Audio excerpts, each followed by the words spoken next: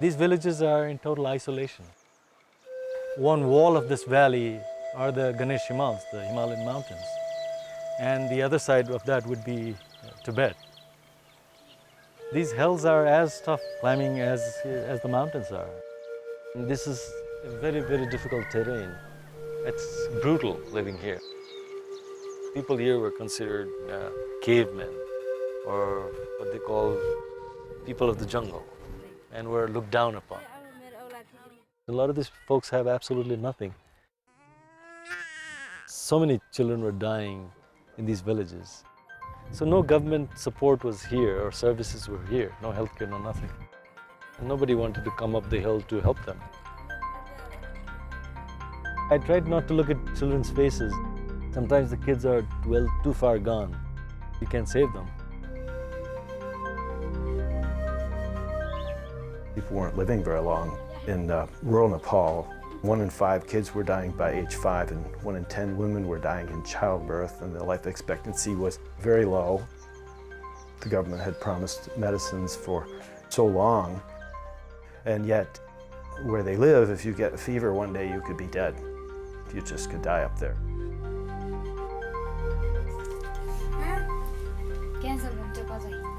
They know for sure what their basic needs are. What is next for them, or what would help them? It's kind of lost for them because they're living day to day. But then you ask them a lot, saying, okay, what do you think would help you in your life? And based on that, we organize our efforts to help them with that. We target 3 main programs: healthcare, education, and income. It's almost about 30 projects that we're doing at a time. And for each of them, there's a committee, a subcommittee, so that the people are involved, so that they make the decisions as stakeholders, actually get to say what they want. Yeah, the mission is very simple. It's just help people help themselves. The jargon that most social organizations speak about, but we'd like to actually do it, not just talk about it.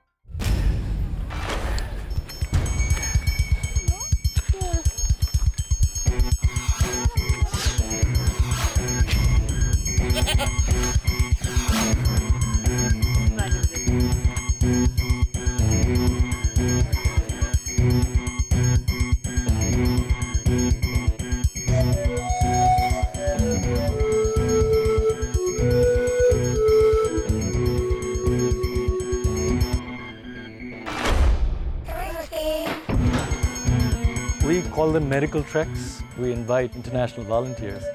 We've had almost 600 doctors come in through our program. Many of them come multiple times, some come almost every year.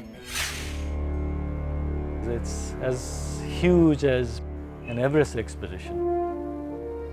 There's already an advanced team of 50 porters who will be taking almost 30 basketful of medicines and some of the heavier equipments in advance. And then there'll be 50 others who will be with us, carrying the food to the tents, to the tables and the chairs, to get this whole team of people over 2 high mountain passes through snow and ice and what have you, to enter this valley we call the Akukhola Valley in central Nepal. We have to drive about 10 hours, this winding dirt trail, to get ourselves up to the first camp. And from there onwards, it's walking over passes through the Himalayas. It's not easy. There's only 2 ways in Nepal, up and down, and very rough terrain. And this is not like a regular trek route where you have tea houses and trails have been fixed. It goes over these 2 high passes in the middle of really nowhere. Every step is, you have to be careful where you put your foot down. And also the ledges, they're steep slopes, several thousand feet drops. And if you fall off, that's it. To reach this village area called Tipling, Sherpun, Lapa, and Charlang. Generally, a trek will last 4 to 5 medical days at these specific villages. It's a good week overall to 2 weeks to get in and out. During these treks, we'll see anywhere between 800 and 1,000 patients. And that's only one aspect of the trek. One of the most important parts of the treks, of these medical treks, is actually doing the educating of the healthcare workers here. And that's one thing we spend a lot of time on. Most important things to us, because we are providing a health service for these people, Today, my duty is with Dr. Ashika. If he told you he has difficulty to start, She teaches more knowledge and skill to me as like a different disease, and then how to diagnosis of the problem or disease, and how to treatment, prevention of the disease or other problems. you know, it was almost like having a resident work with me in 24 hours or whenever that was. I'm not going to be there anymore. It's him. So it's a matter of him being able to take as much away from what I'm able to provide for him. The stress he must be under 24/7 here, being the only provider in Tipling, called any and all times of the day, medical conditions that would make us pause in the United States, and he just tackles them and goes right on. He's fearless. We want that attachment to not be attached to the tooth anymore, like that, okay? Then you can do the other. What we're going to do today, a lot of, is her do a lot of the work and me be here to help her and get her through and talk a little bit about what's the right tools to use and how to go about it. I have learned lots of things. Doing easily way for the extraction of teeth, I learned how to give the analgesia. What I love about her is that she's so eager to learn the new instruments and how to use them. She's not afraid. Every time I say, do you want to try something, she always says yes. And it's really fun to see her, the 2 days we've been working on her, how each day she's getting better and better and more confident. Working with all of these healthcare providers, they get it. That's awesome to see. So healthcare was, I would say, the hub of the program. And that's a good start. But with that comes literacy classes. So if you don't understand about health and hygiene, and that the connection between them, then it's all lost. We said, okay, the wives are the people we really need to work on, the mothers. They're very receptive, and they're very concerned for the children, for the family, and they're like the main people in the villages. Help them with toilet building and about latrines and about clean water, and that's how we stepped into literacy classes. When we started the latrine project, the women groups started getting very excited about it. HSC donate only materials. We implement them. They build themselves. HSC donated 10 roof, 40 roof, and steel, and cement, fan, pipe, all of material like the need. When we bought from city, we estimate 25,000 rupees, $350. उहाँहरूको पनि त्यही हो अघि भने जस्तै स्थानीय स्तरमा पाउने ढुङ्गा गिटी ल्याउने काम उहाँहरूले गर्नुहुन्छ अहिले उहाँहरू सुरुवात गर्दै हुनुहुन्छ यो सुरुवात गर्न 9 दिनको समय लाग्छ 9 दिनपछि गारो लाउने त्यसपछि गारो लाउने त्यो प्यानहरू स्ल्याबहरू मिलाउने अनि त्यहाँबाट ढोका हाल्ने अनि त्यसपछि कम्तीमा 1 महिना भित्रमा 1 देखि 1.5 महिनासम्ममा यो घर तयारी हुन्छ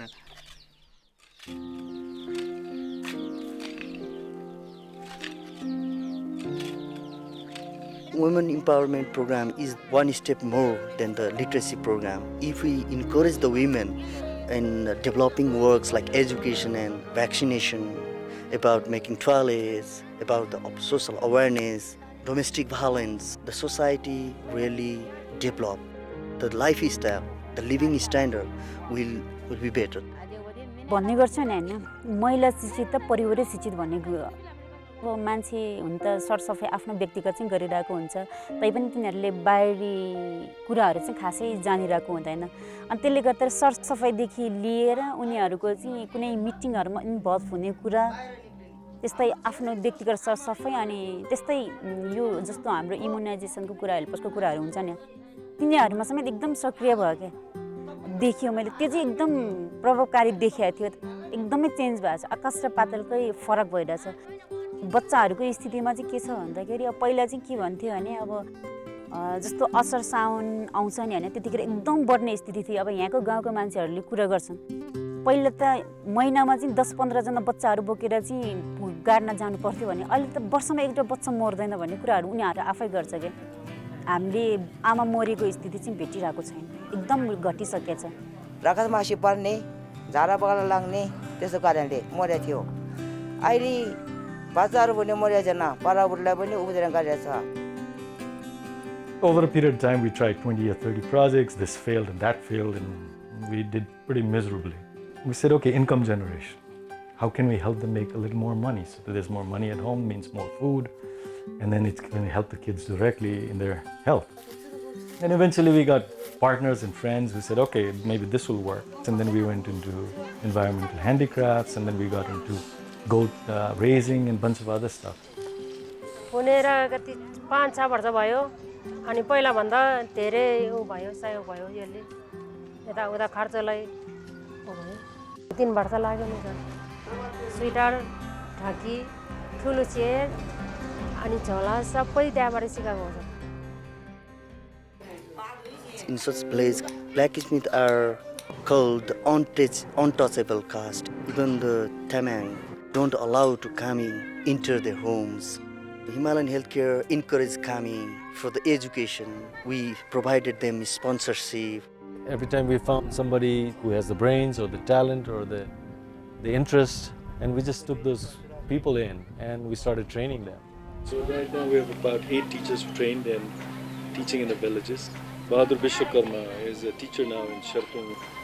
He is the first teacher from a blacksmith family. We're very proud of him.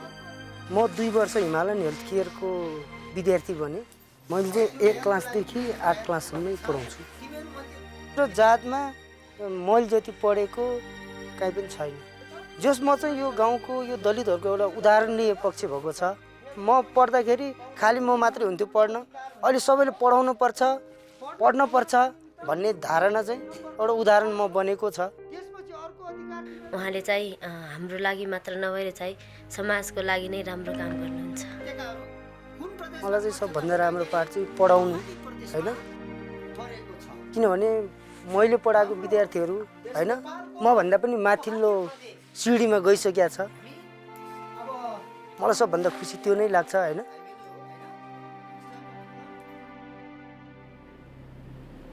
You know, the lives of the Nepalese and providing health care in these rural areas is tough enough to begin with.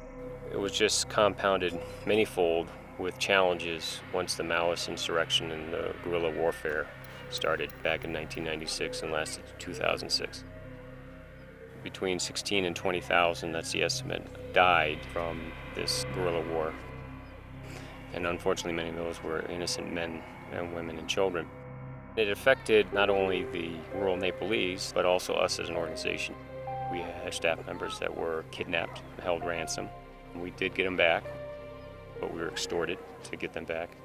The Maoists, as well as the government forces, put pressure on us to not treat the other warring side, telling us that we couldn't do what we were here to do, and that was to offer health care for all. HHC managed to build a hospital in Ilam, overcoming many obstacles that a war would throw at any organization. That's a project that is dear to our hearts because of all the efforts and also because of the time it was started when civil war was so huge and so devastating in Nepal. We can't allow a civil war to beat us down. And we said, let's just go ahead and do this. Hundreds and hundreds of people showed up to actually participate as stakeholders. It was very touching and heartening to see that people were so involved and so enthusiastic in spite of the civil war. April of 2004, we were able to launch it. It was the beacon of hope for the people then in the midst of all this battle and people dying and that even out of all this we have to continue this. There's hope here, and that's what we persisted with. Through the darkest moments of this war, we stuck to what we did best, and that was give health care, education, and income generation opportunities to these villages.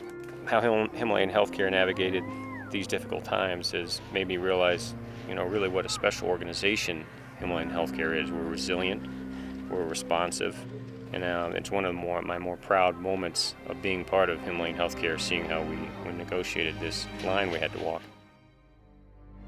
I always believe that NGOs are not about empire building.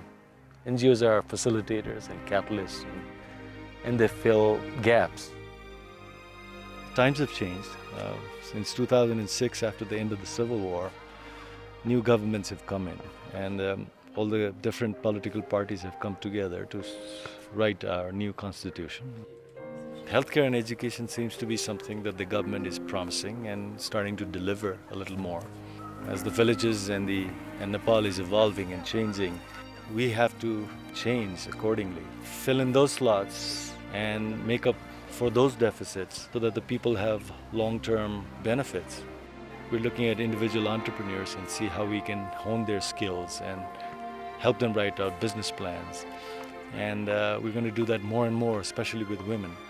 If we train young people to take over a lot of the projects that we do, and they will continue with the work, and that will enhance or create better and bigger things beyond what we have started. I've been in Tippling, where this started in 1992. The leaders of that village community are young people in their 20s who've actually been around and grown up in the environment of opportunity provided by Himalayan HealthCare. So now you have a whole set of people who are leading the village and the communities because of the influence of Himalayan HealthCare. So I've really seen firsthand the kind of change that has taken place. One reason I keep coming back to this organization, and I'm so committed to it, is the work it does. And at the end of the day, the results that we get. Up top, up top. We really have made a difference in the lives of the Nepalese and helping them help themselves. You know, every time we come back, there is things that you can see that they've done and improvements they've made, and you know, still there's a whole lot more to do. Lot of NGO and INGO in Nepal, but they did not succeed because they have no sustainability works. They did not train the local people. They did not share skill in local level. So we looked at his creatinine. But HSC does it. So HSC is a very successful organization. We can use it in this case or not? I think Anil Parajuli is the heart and soul of Himalayan HealthCare. He founded it. He's been working day in and day out ever since 1992. He's really got passion for serving the people of Nepal. He has good vision, and he's a kind-hearted man, and he loved the people. He's coming and going, and several times, many times, more than 200 times he walked through this way. He has done a good job of developing a vision to develop healthcare for villages who have never seen anything like it. And good stuff too, not imperialistic culture invasion, but simple stuff. Hygiene, toilets, the stuff that really saves lives. Anil is universally very well respected and liked in all these villages. You see with the blacksmiths, the commies, that he's educating them where they hadn't been educated before. With women, he's set up women empowerment programs in the villages. This educational component has had direct effect on their health care. We've been able to lower some of the infant mortality rates in some of these villages from 200 per thousand down to about 20 per thousand. The start of it. He knows sort of the next step in the process, has a lot of great foresight in terms of working with the people and what his next steps are going to be. So this is something that other organizations, I think, should really look to emulate, because it's something that could tremendously change the landscape for care in many impoverished rural areas elsewhere in the world. Himalayan HealthCare is proud of what it's been able to do for the people for all these years. But we're also very humbled by all our work. So I don't see any signs of a secondary infection. That's much better. There's such a thing as altruism. There are people who just like to do things for others. If this comes back, then he should probably... It's the heart more than anything. Kathmandu or so. You just have that passion to go help people. We're not doing any rocket science. I've not created any of these things in my head lately. But the passion and the emotion, yes, definitely. That's key ingredient in doing all this. Because without that, it's not going to work.